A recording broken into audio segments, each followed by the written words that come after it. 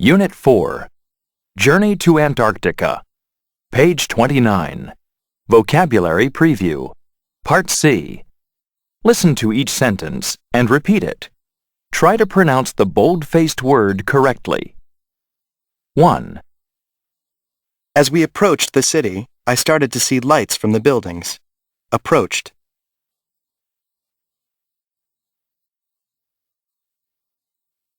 2. There aren't any beaches in this area. Area.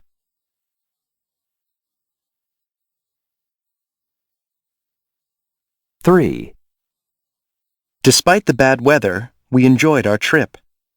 Despite.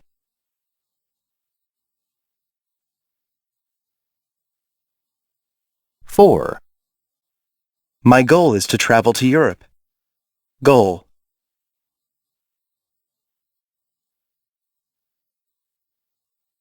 5. I'm going to proceed with my plans.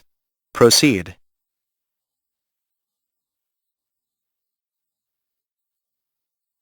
6. My car got stuck in the mud. Stuck.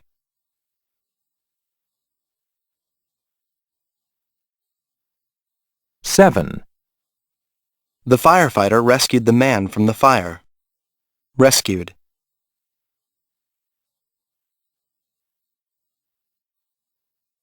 8. We set up camp for the night. Camp.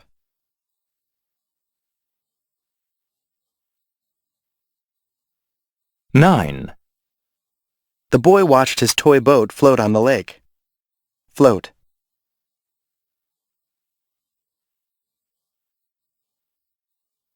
10. We ran out of supplies on our camping trip. Supplies.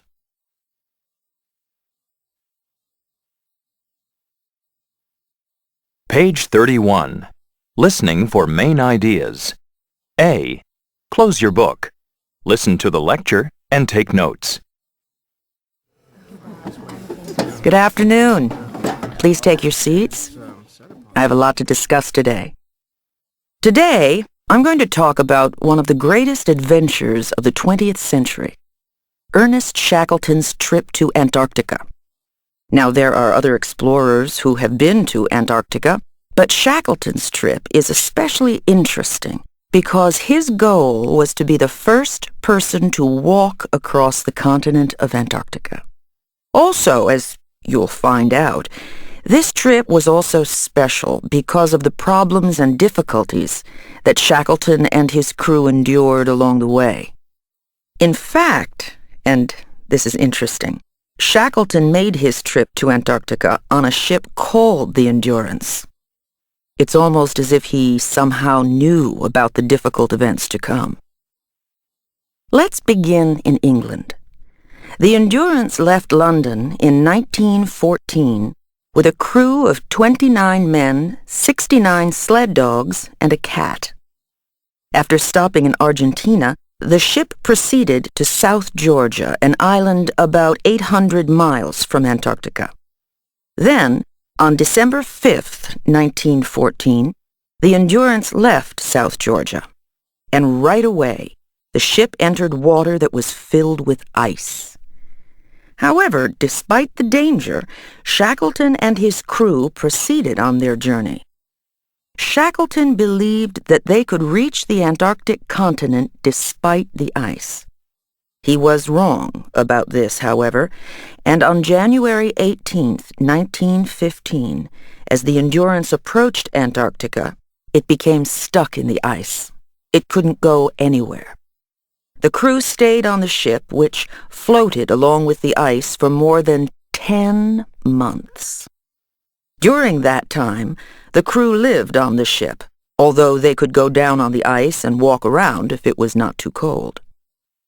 On October 27, 1915, Shackleton ordered the crew to leave the Endurance. They took food and other supplies, including 3 smaller boats, off the ship and set up camp on a large piece of floating ice. This turned out to be a good decision, because just a month later, they watched as their ship was crushed by the ice and sank under the water.